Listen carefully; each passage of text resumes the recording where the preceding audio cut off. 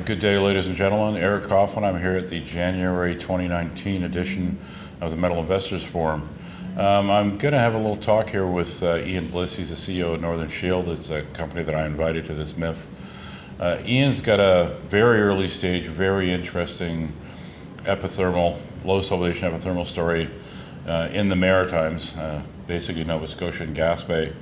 This was a bit of a departure for you and your management group, Ian. I mean, you want to give me like the 2-minute version of how you went from middle of nowhere northern Quebec magmatic to this stuff? Absolutely. As I say, I was actually down there. A prospector approached me with a cobalt project that he had, and I thought maybe there's some nickel associated with that, which is obviously what our wheelhouse is. So I went down to have a look at the cobalt, and he started talking about gold, and initially I was not interested in that, assuming he was talking about Maguma Group. Not that there's anything wrong with Maguma Group, but it's not what we were going to go to Nova Scotia for. So, but he dropped a few words in there that kind of piqued my attention, and so I asked for more information, and they actually said, "Oh, I can't give you more because the ground's not staked, and it's such a big area, I can't afford to stake it." So I actually gave him my credit card to go and stake the ground, and finally he divulged the information that we needed, and to say there's very early on we realized that we're dealing with a low sulfidation epithermal system which had never been found in Nova Scotia before, and very different from the Maguma Group. Well, this stuff was literally unheard of. There was nothing there. Yeah.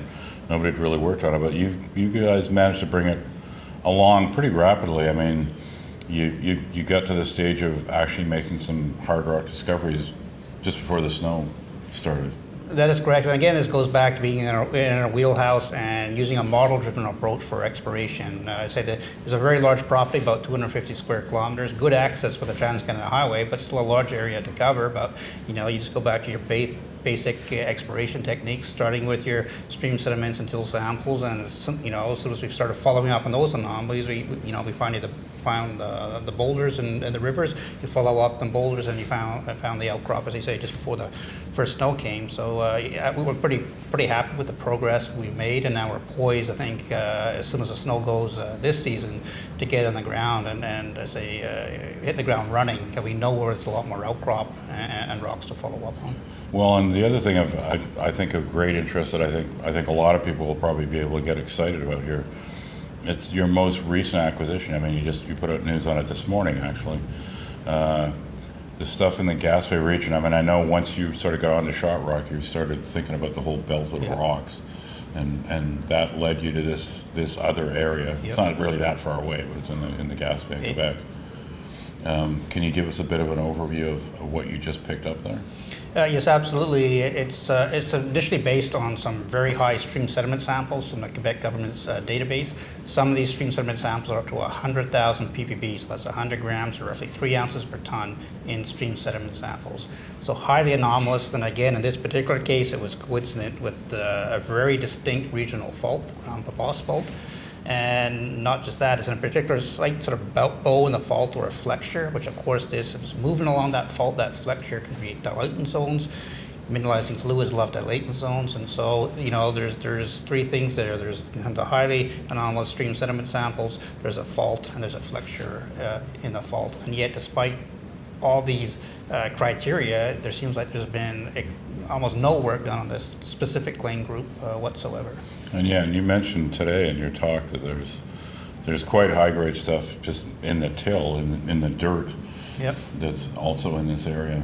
Unusually high numbers, really. Absolutely, and that's why we actually went back to stake some of these till samples that are anomalous in gold just to the north of the main property, because we actually think they got pushed there from the fault, because the fault is up ice from these sources. But then we looked at these samples that they're so high grade that maybe there's even a resource that we can get out of the till, whether that's at the end of the day a large scale mineable resource, or whether that's something smaller but high grade that we potentially can finance Northern Shield down the road by extracting a small amount of that gold from the till.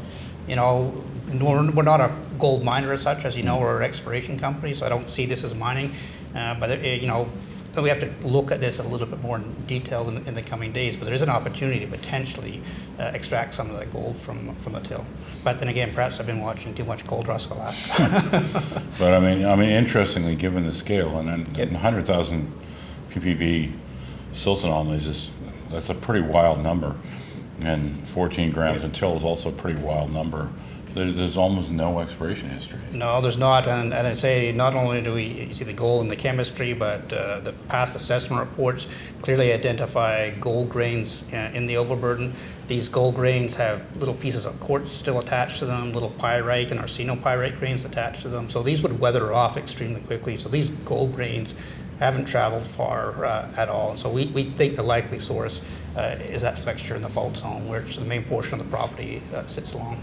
Okay, and even though it's wintertime, you guys aren't inactive. I think you're going to be doing some geophysics at Shot Rock like very quickly here. Exactly. The next step will be doing a high-resolution airborne magnetic survey over Shot Rock.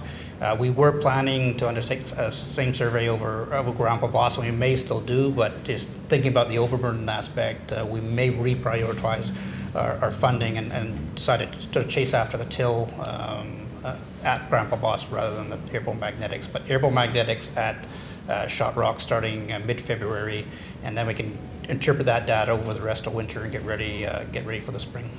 Okay, I mean, I think it's a great early stage story. I think maritime epithermal is going to become a thing. Yeah. Ian doesn't have a lot of company right now, but I think he's going to have more. I know there's a couple of private companies focused on the same thing in the region, and you got news flow starting. I mean, I think 2019 is going to be a great year for Northern Shield. This is a story you want to get yourself understanding now, before the real work starts and the real data starts coming back. Because especially Grandpa Boss, I mean, those are crazy numbers. I don't know what they mean. That's what you're trying to find out this year is what they mean. Yeah. But it's a hell of a target. Yeah. Great grades. So thanks for coming by and telling us about this new project and Shot Rock, which the target just seems to keep getting bigger. No, exactly. Thanks for having me back, and we look forward to keeping you all updated as we go through. Okay. Thank you, Ian.